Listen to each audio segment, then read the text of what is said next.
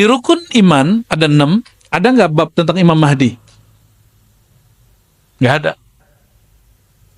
Berarti membahas Al-Mahdi bukan rukun iman. Oke?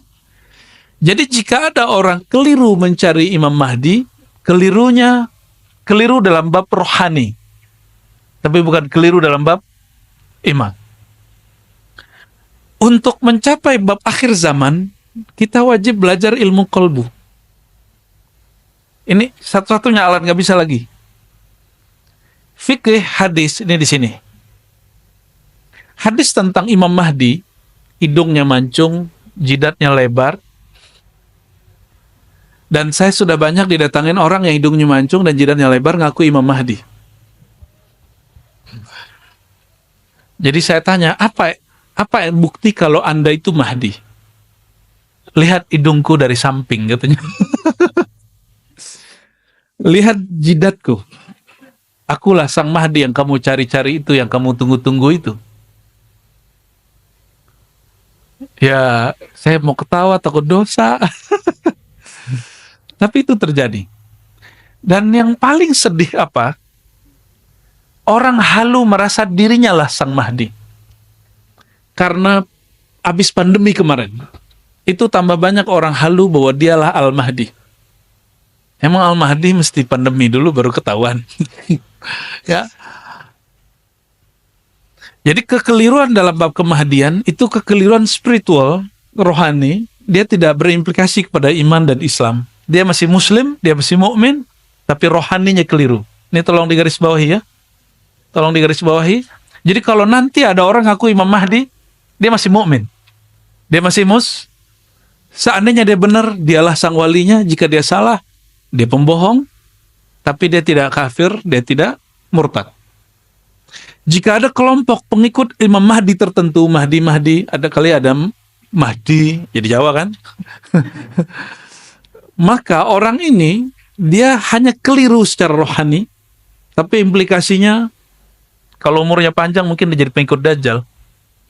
Tapi semoga umurnya nggak panjang-panjang amat. Jadi kalau kita ketemu Al-Dajjal yang asli, dia sudah meninggal duluan. Ya.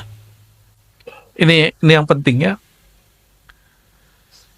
Mohon maaf, Nabi SAW masuk Mekah, lahir di Mekah, yang diajarkan pertama, sholat 5 waktu atau la ilaha illallah. Nabi di Mekah pertama kali ketika melihat orang konflik terus bilang ente sombong, ente belagu, atau Nabi kemudian mengajarkan silaturahim. Silaturahim tidak ada di fiqh, tidak ada di akidah, adanya dalam tasawuf. Itu ilmu ihsan. Jadi ilmu qalbu itu ilmu tasawuf. Karena ilmu tasawuf itu adalah aplikasi daripada perlawanan kepada syaitan, maka syaitan benci dengan ilmu tasawuf. Masalahnya syaitan itu ada 2. Ada jin, ada manusia. Maka saya khawatir kepada orang benci tasawuf. Jangan diterusin. Jangan minhum ya.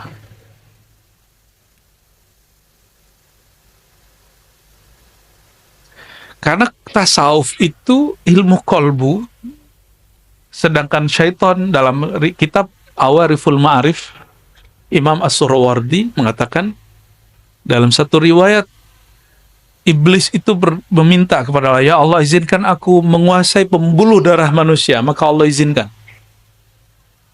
Ya, maka setiap tubuh kita ada pembuluh darah, setiap tubuh kita ada tensi yang berbeda-beda. Ilmu tadi pagi dari Pak Dokter, ya, ternyata tensi yang ada di mata beda dengan yang telinga, beda dengan di kaki, beda dengan di kepala, beda dengan di otak. Itu ilmu luar biasa itu. Ya, supaya nggak sembarangan minum obat tensi katanya ya. Ya, sama banyak orang belajar agama salah minum. Nah, ini seharusnya dia menggetarkan yang mana, yang getar yang lain gitu.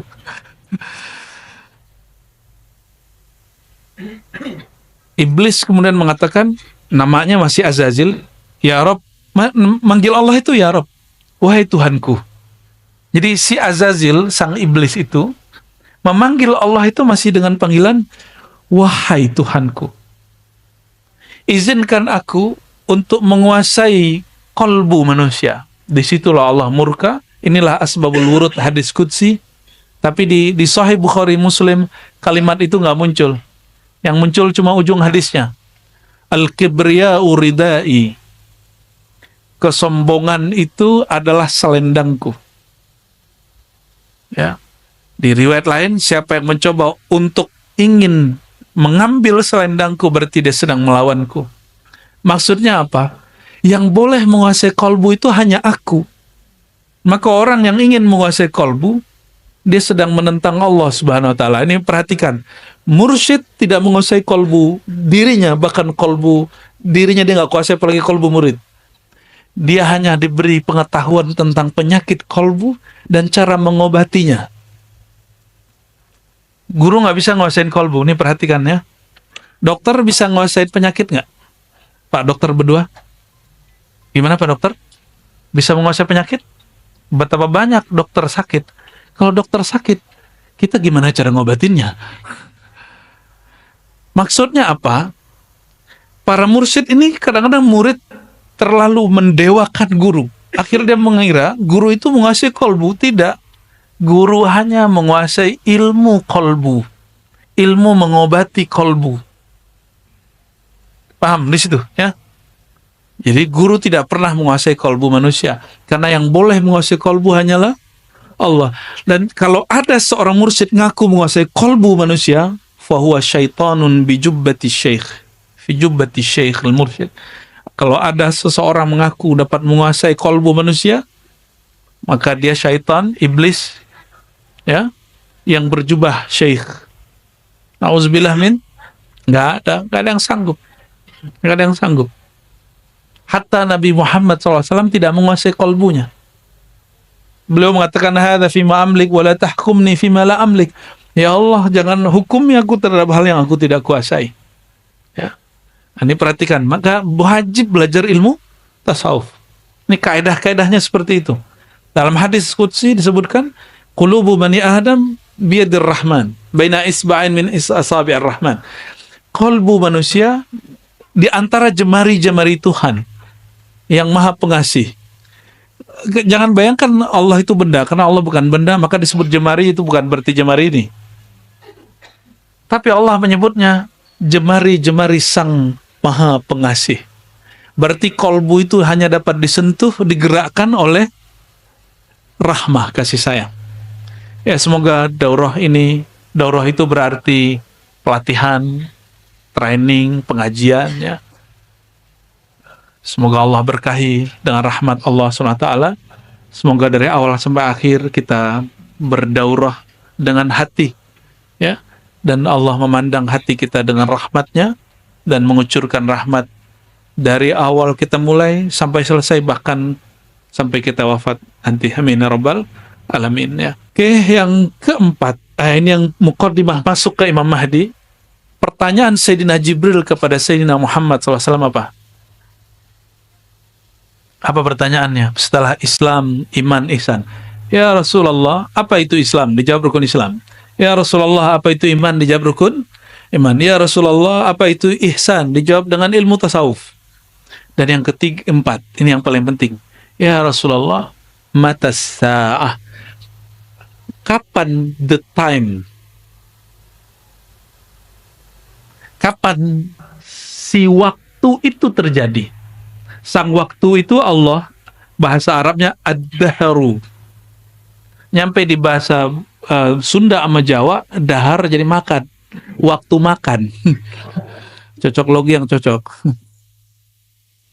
Allah menyebut dirinya anad-dahru, akulah sang maha waktu. Sedangkan si waktu itu kiamat. Dalam bahasa Arab, sa'ah itu artinya waktu yang panjang. Apa pertanyaan Sayyidina Jibril alaihissalam? Mata sa'ah, hadis sahih Muslim kedua. Hadis pertama dan kedua ketiga. Ya. Bab pertama di Kitabul Iman, hadisnya itu. Kapan terjadi kiamat, wahai Rasulullah? Apa jawaban Nabi Muhammad SAW? Nah, ini perhatikan. Mal mas'ul anha bi'a'lam minas sa'il. Ini jadi kaidah kita. Tidaklah yang ditanya lebih tahu daripada yang bertanya. Selevel Nabi Muhammad SAW, masalah si waktu itu bagi dia misteri. Apalagi bagi kita. Maka kalau ada orang mengukur umat, mengukur kiamat kapan, dia sudah melewati Sayyidina Muhammad SAW, sudah melewati Sayyidina Jibril. Ini sudah dua kaidah. Tadi kaidah qalbu, sekarang kaidah yang ketiga. Kedua, apa itu? Tauqit akhir zaman, tauqitus sa'ah, laysa min manhaj an-nabawiyah. Menentukan kapan kiamat bukanlah bagian dari ajaran kenabian. Tapi perkiraan tentang Dajjal, Mahdi, itu masih oke. Yang nggak boleh itu apa? Kapan si waktu bernama kiamat terjadi, itu nggak boleh. Paham ya di situ? Kalau mengenai waktu lahirnya pembaharu, itu Nabi sendiri yang mengajarkan, sallallahu alaihi wasallam. Apa kata beliau? Akan muncul setiap 100 tahun, hadis Abu Daud ya, orang mayujaddid laha dinaha, yang mentajdid agamanya.